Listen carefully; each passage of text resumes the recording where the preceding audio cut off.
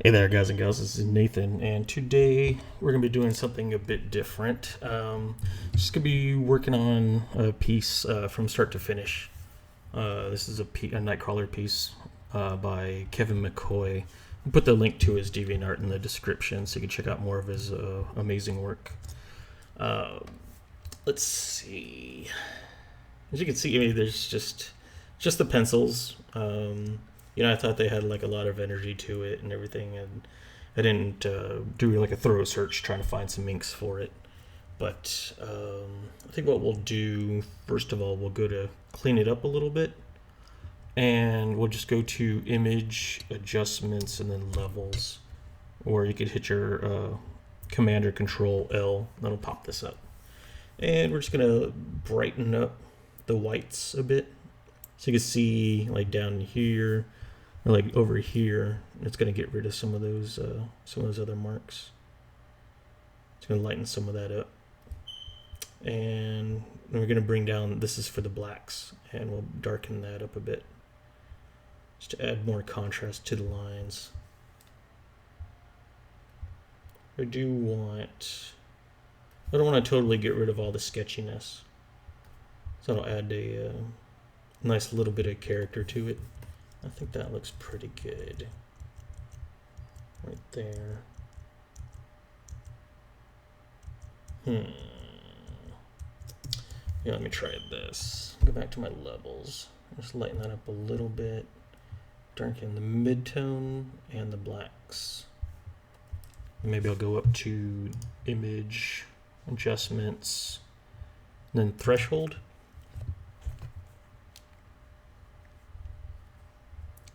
And, oops, nah, maybe not, it's too much. Alright, so now we can go ahead and put our line art on its own layer. So as you can see, it's on its own layer now. I just have my actions set up to do that for me really quickly. And I'll start at my flats layer. I'm thinking what we'll do, and I'm going to sketch out my color scheme later on, but I'm thinking we'll have like a purplish background with a pink smoke, and we'll have like a nice pink out rim light around him, and I think that'll help him pop out pretty nicely. Let's see, lasso, want to feather of 0, anti-alias off for our flats, of course. And let's just start going in. We'll separate Nightcrawler first from the background.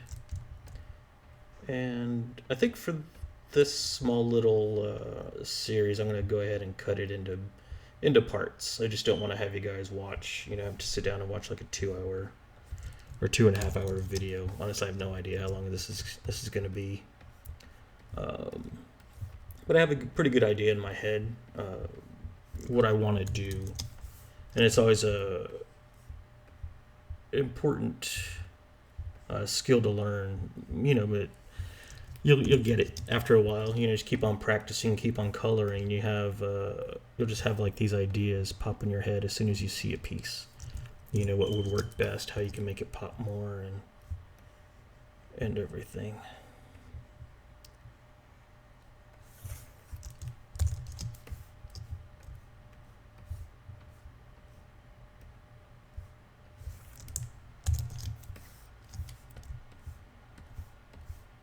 His tail.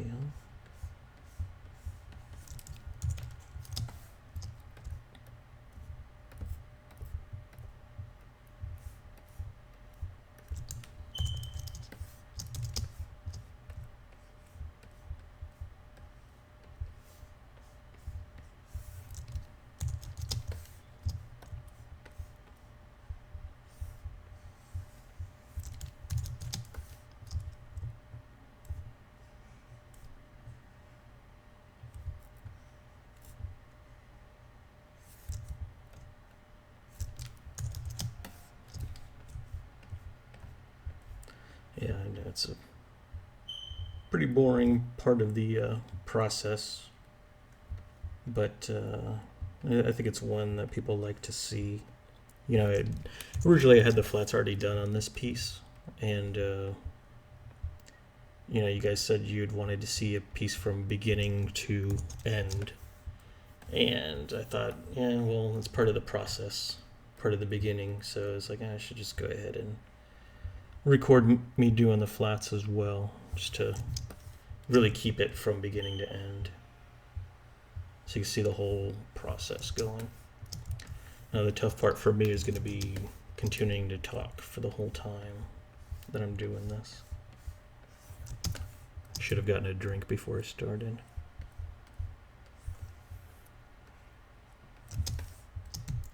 Let's see. Knee.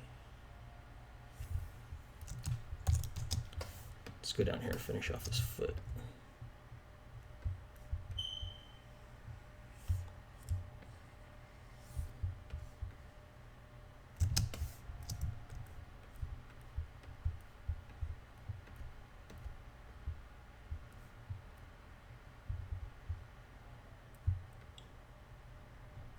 I had like an idea as far as what colors I want to use, but I'm not really 100% sure on the render style yet.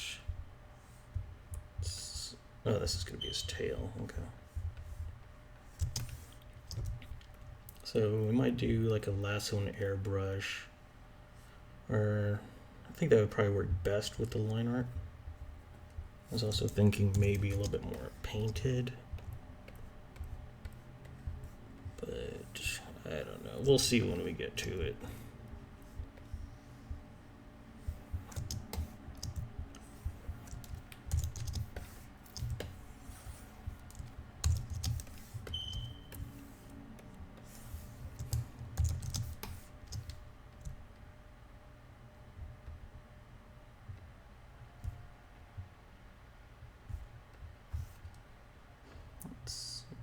Let's go here.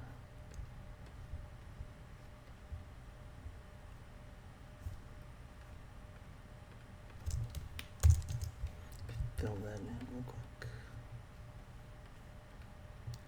I always like to just lasso in small parts and then fill it and deselect and carry on. It makes it a lot easier instead of trying to lasso the whole thing and then you realize you messed up and then you have to do the whole thing all over again. So yeah, just go in small pieces.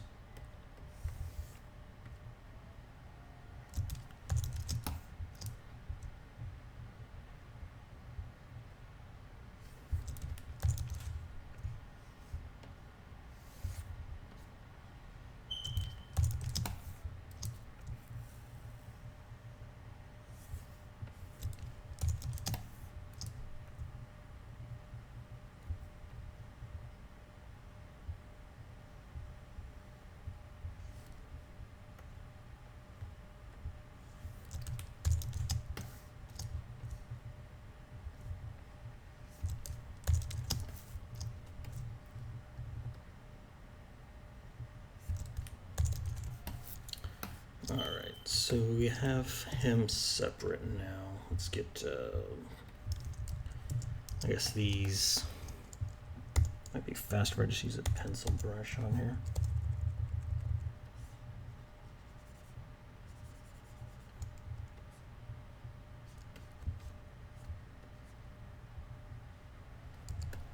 Just select the purple, that way they're not coloring inside the part I just selected there. The part I just finished flatting, I should say.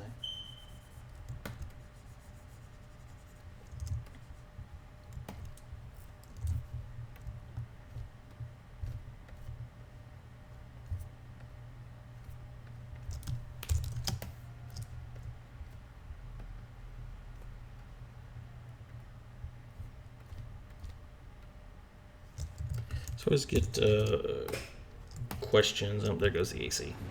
I always get questions for people that are like looking to start flatting.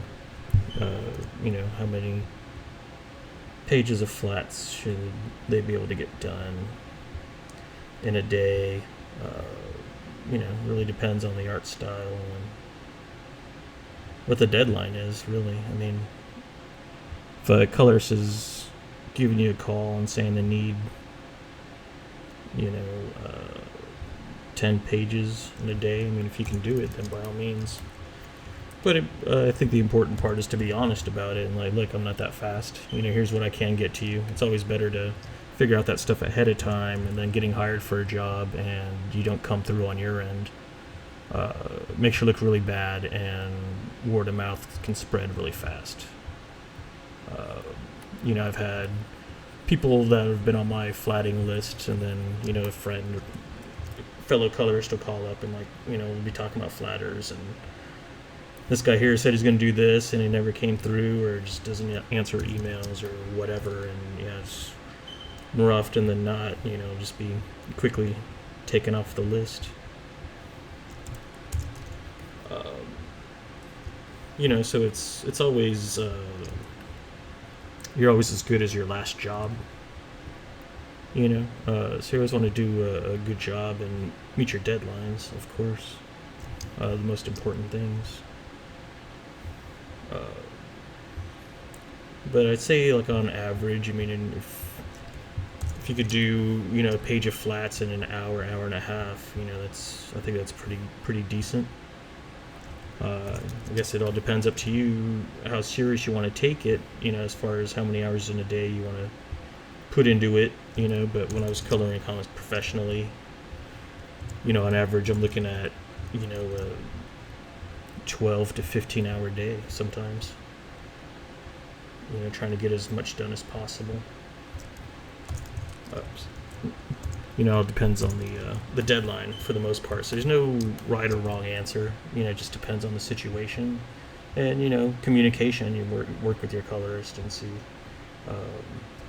Sometimes you'll have to do, you know, as a colorist I've had in the past, you know, lax deadlines, and I could take my time working on stuff. You know, maybe do. You know, on a relaxed day, you know, 3 pages a day, but then, you know, sometimes as deadlines kind of creep up, you know, the writer fell behind, so the penciler fell behind, and then the inker fell behind, and, you know, colorists and letterers are at the bottom of the the bottom of the food chain, so, you know, guess who has to pick up all the slack and make up for all the lost time? You know, it's part of your job right there. And, you know, I've had to do, you know, upwards of 10 pages in a day. You know, of course, they're long days, unfortunately. You know, when I was first starting out, it was pretty common, you know, to work 36 hours straight. You know, maybe have, you know, barely get a break to get some food and maybe a shower. Then you're right back there, glued at your desk. So a lot of people think it's a glamorous business, and it's really not. It's a lot of hard work. Let me fix this. That's gonna bug me. There's a lot of the reasons why I got out of doing comics professionally. You know, I was just getting older and didn't have, you know, a whole lot of free time to myself, and it's just. That's all I knew, was sitting at my desk and coloring all the time. You know, of course I miss it every now and then. But I mean, it's kind of what I do now. You know, I work at an advertising. I work for an art studio, and we do artwork for advertising agencies, you know, all around the world, where they come up with the concepts and we kind of flesh it out, doing storyboards and animatics. And, you know, it gives me a lot of the, lets me use my creative juices, and, you know, still have, like, a lot of the same problem solving, stuff that I would have, you know, with coloring comic books, but, you know, it's just a different medium, you know. But it's still fun for me. I mean, we still have deadlines. You know, a lot of times we'll get a job and they want it the next day. Other times we'll have 2 weeks to work on a project, so it all depends.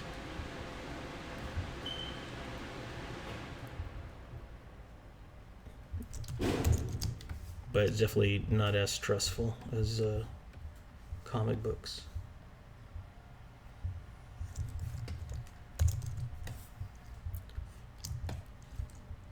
So I guess this will be...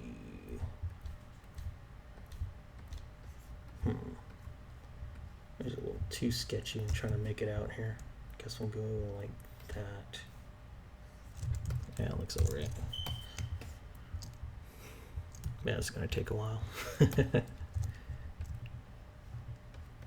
Should have checked the time on this as well when I first started to see how long this episode is gonna be. Oops. Deselect that color and fill it.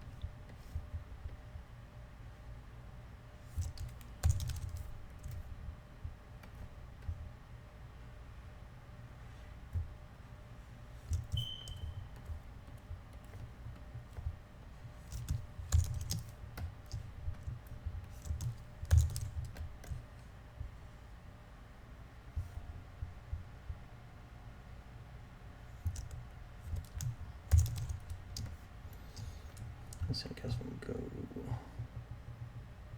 like that. Yeah, sure. And it's kind of where, you know, the guesswork would be taken up by inkers. We wouldn't have to really guess too much about what's supposed to go where. Oops, kind of messed that a little bit up.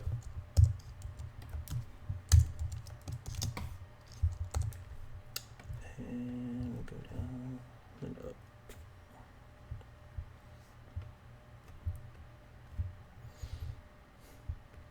Guess this goes this way.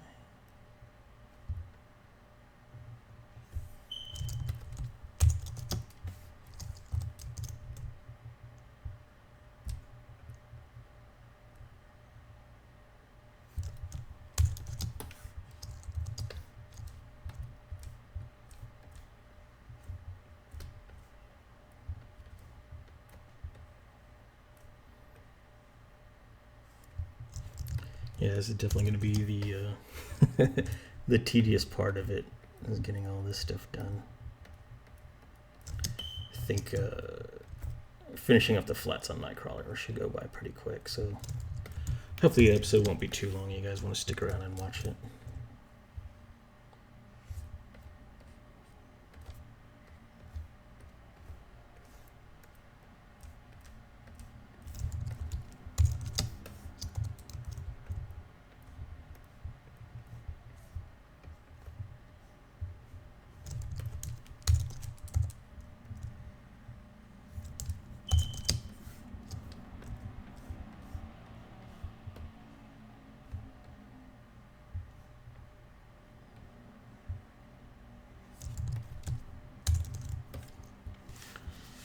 Almost done with the pink.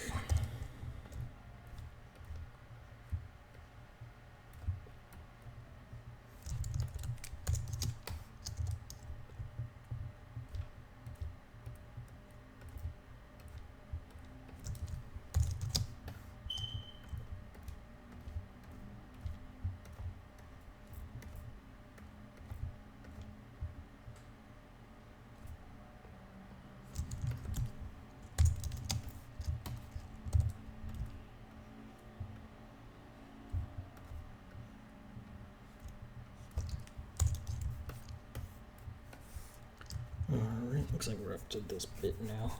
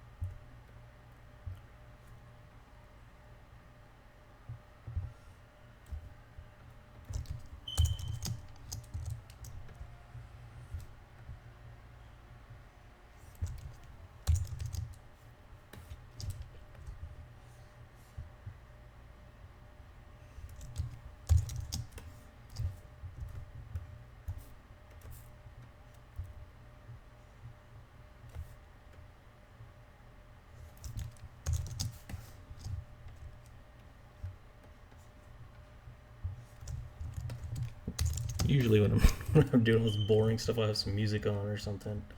But yeah, I don't want anybody to claim I'm stealing their music or anything like that. Actually, I had a claim on one of my videos I uploaded recently, and it was like the auto tag system in YouTube, and it was telling me it was like a dubstep song, and there was like no music in my video whatsoever. It was just usual me talking and coloring, and I was like, I don't.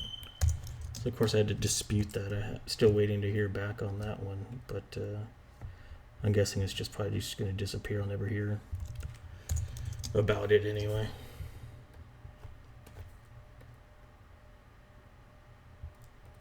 So I've always been rather err on the side of caution. So no music in my videos.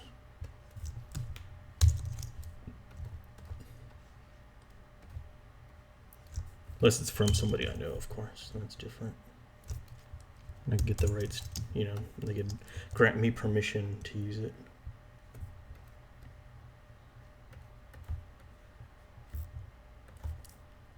Let's see, this is kind of, should that be solid?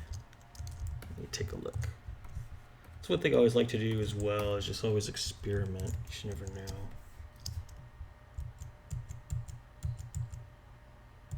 It looks more interesting with that hole there, so I'm just going to keep that. That's fine. Even though I don't know how much you're going to see after everything's colored. After we get some special effects going on it and stuff. Alright. It's a little tricky. Here, here, here.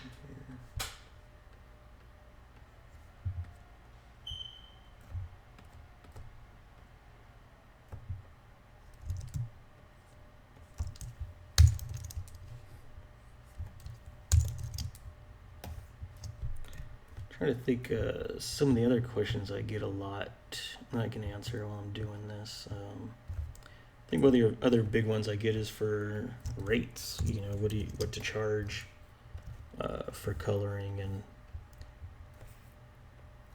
I think a lot of beginning colors have a way of really undervaluing what they do. I think it's colorists in general. I mean, it's just kind of, you know, we're always told, you know, we're like at the bottom of the totem pole, and you know, it's kind of brought up in that culture where it's like, oh, the pencilers and the inkers, you know, all the fans want to meet them, you know, but not so much the colorists on the book, which I've never had a problem with. You know, just kind of hanging out in the background. It's the colorists who get to enjoy the conventions a lot more, because the pencilers and inkers will be there stuck at tables doing sketches all day long. We get to actually roam around and be incognito. Nobody really knows what we look like. Our photos aren't in magazines or anything like that, so it comes in handy sometimes. Let's see. I think for these guys, we'll just do a darker purple grayish color here. Let me see if this is going to be dark enough. Oops, got all crazy with that selection. Yeah, that should be fine. Getting back to rates, you know, you don't want to undersell your stuff. You know, I get it, like if you haven't had a whole lot of experience, you know, you don't feel you should be charging too much, but there's also a thing as charging too little. You have to remember that as well. So I see on some websites, you know, where they have job postings and everybody jumping up for joy, you know, when they get a job that pays $10 an hour, or I'm sorry, $10 a page. A lot of those jobs would be gracious if they paid $10 an hour. You know, I mean, you have to look at it if you want to not only getting paid for your skills, you know, but you should be getting paid for your time as well.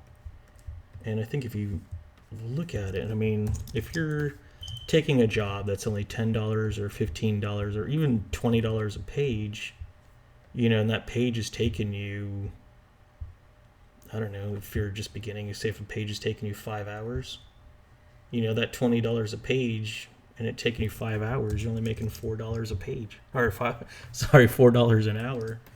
At that point, you can go get a job at a fast food joint and get paid more. I mean, I get it. You gotta really love to color comic books, but I don't know. That's just absurd to me. And and they're always saying in those job posts, about the overwhelming response. It's just crazy to me. I think one thing color should do is start. I mean, of course, it's obviously more easier said than done. But I mean, if everybody stuck to their guns, there's no reason you couldn't get better rates. Same thing with flatters. I always see flatters wanting to charge, $10 a page on average. Just for your average looking page, of course, more for like a double page spread or like a lot of detail, of course. But then you'll see some guys that just want to pick up more work and like, oh, I'll do it for $7 a page. Then the next guy comes along and it's like, oh, I'll do it for $5 a page, and next thing you know, that's what colorists are expecting, flatters to charge. And you're just really undervaluing not only yourself, but all of your fellow flatters or your fellow colorists, by taking these small time jobs. And yeah, I mean, it's just one of my observations after being out of the industry for so long and looking in and seeing that happen. It's a shame. I think. I don't think it's really doing anybody any favors, taking a job like that.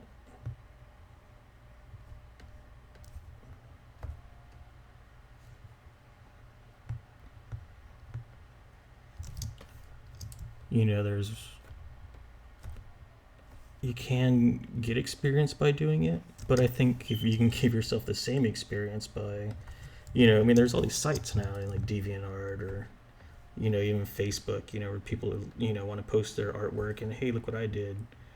And you can still, download those pages and still color them up on your own and not having to worry about somebody taking advantage of you. Let's see, how is this gonna work? Yeah, I think that'll work fine. If you want something bad enough, just sit down and do it. Learn all the ins and outs in Photoshop, and there's so many great things on YouTube. I mean, not just my channel, lots of other channels or anything really that you might want to learn about. You don't have to go to school or anything like that. I think the main thing like school helps with is networking. But I mean, anything you can learn from school, you can learn just as much by yourself if you care that much about it and you want to learn that so bad. You're gonna sit there, put in the hours of hard work, blood, sweat, and tears, and make it work. When I first wanted to get into comics, first thing I did, wanted to work for Image Comics. So after I graduated in Texas, I moved out to California. So that's where Image Comics was, and that's where, this is early 90s. They had the best looking books on the market, of course. And, that's where I wanted to be. That's where I wanted to work. And, I'd have like my job, after I moved out there, I had to pay rent, of course. Got a job at an Applebee's washing dishes.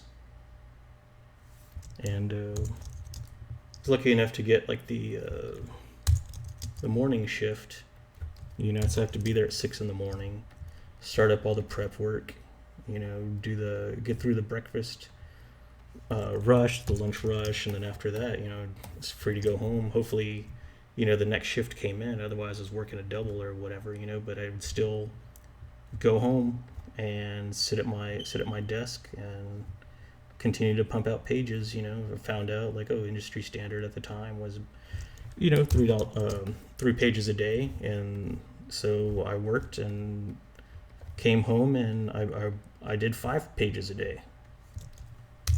It didn't matter if I was sick, didn't matter if I just worked a double or how tired I was. As soon as I got home, I was at my desk. You got to make it happen. You got to put in those hours. It wasn't.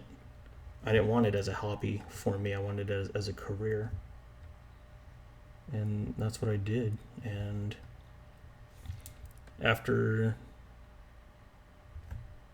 let me see, I moved to California, I think during the summer. It's 94. And then I believe in October, it's like 6 months later or something like that. It's when I got hired to work for Rob Liefeld over at Extreme Studios. It also helps, making those convention appearances and meeting people. First contact I had met was Dan Frega from Extreme Studios. He was at a small-time convention in Texas. And, went over there with a friend. I already had, a little bit of a portfolio together. I still wasn't sure, what I was doing at the time. It's like there wasn't really. I think I talked about it before. Comics were done first, with color guides, working with markers, and all the rendering was worked out, the colors and stuff like that. And then they were after. That was the colorist, and they would hand them to the production people, and that was people that were on Photoshop and everything, and they would duplicate what you had done on your color guides with the markers and whatever else you decided to use. They would duplicate that as close as they could, or sometimes not, in Photoshop. And then after a while, it's like, okay, well, we're paying 2 people to do one job. Why don't we just have the colorists work directly into Photoshop? So that's how that came about. But at the time, my first samples I had done, I was coloring, any ash cans, previews of books that they came out with. I would take those to the, photocopy place and make copies of them, and I would color them up. I didn't know at the time, everybody's using markers. I was doing a lot of watercolors, colored pencils, even the watercolor pencils, just like colored pencils, use them like that, and then you add some water and you can smear them around a little bit more. And that's some of the stuff I had shown to Dan Frega, and I guess it made enough of an impression on him.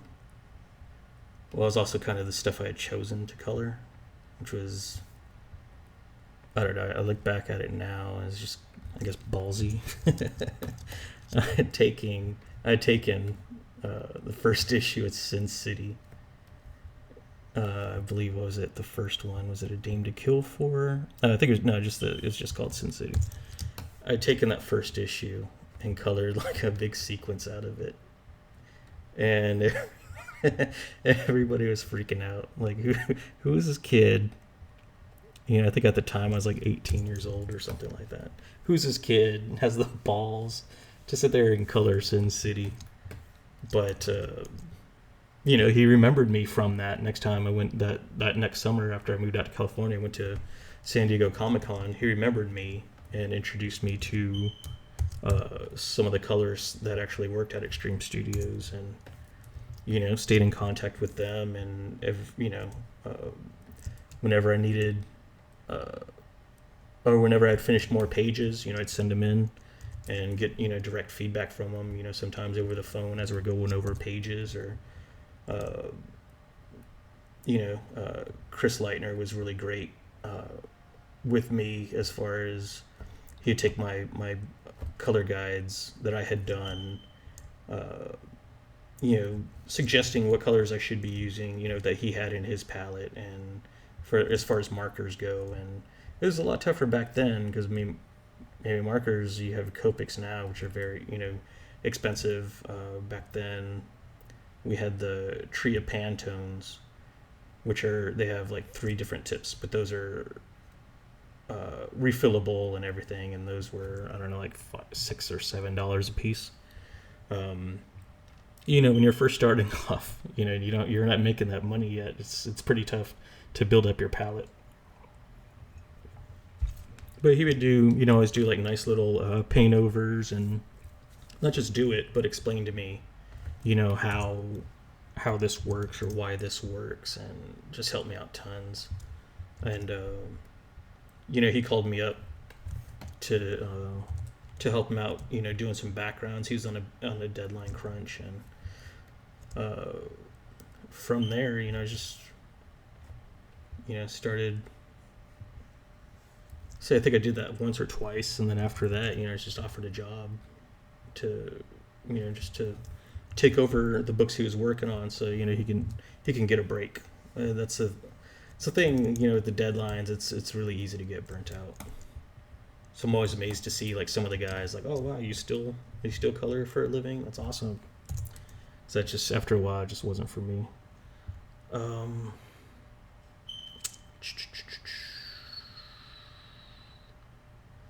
Let me see real quick. I don't think I've ever colored Nightcrawler.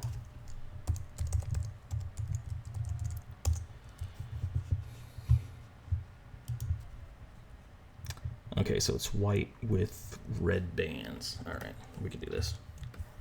So just using the technique, filling it in and then deselecting the blocks of color.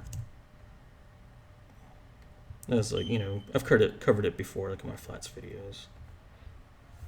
So nothing new here.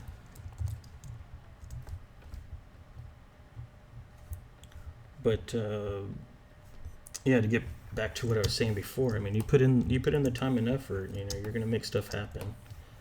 And I think now with the internet, it's like back then, man, we didn't have anything. If you wanted to meet people, you had to get out there and go to these conventions and stuff. And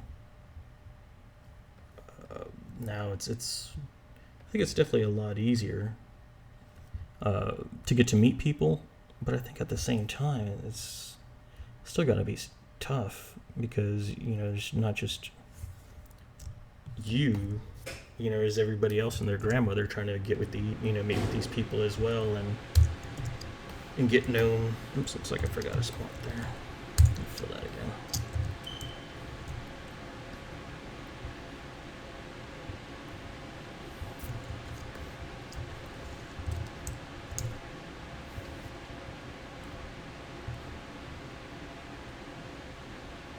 I'm not really sure how long this video is going on, but hopefully it finishes up soon.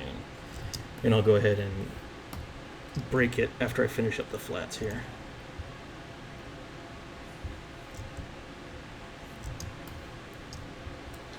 So I think,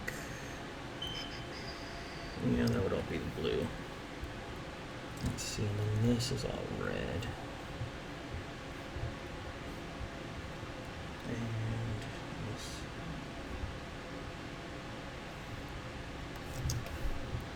Okay. So like this.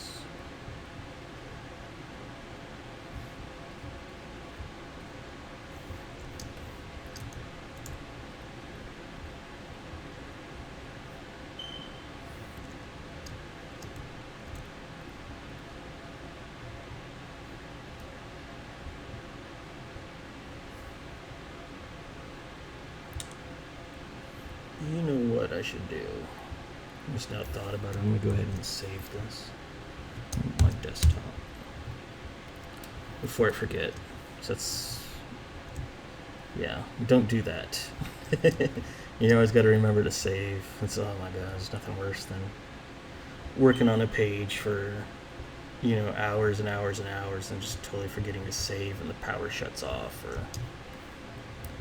and then you find out the battery on your backup died out too.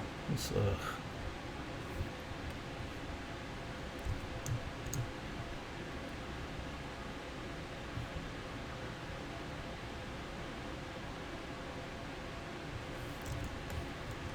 Let me see.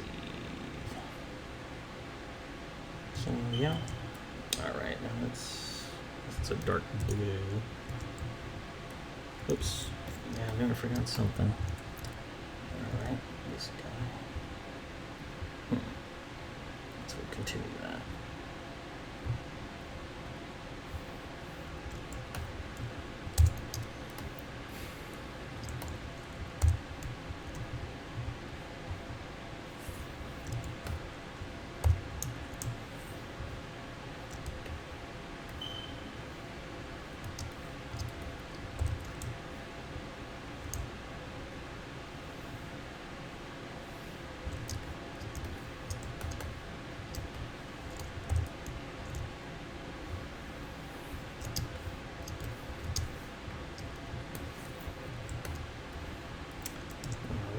And now for Kurt.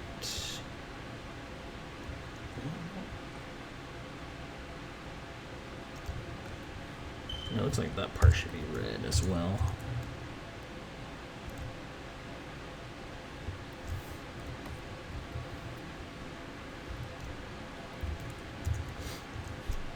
Yeah, that looks better. And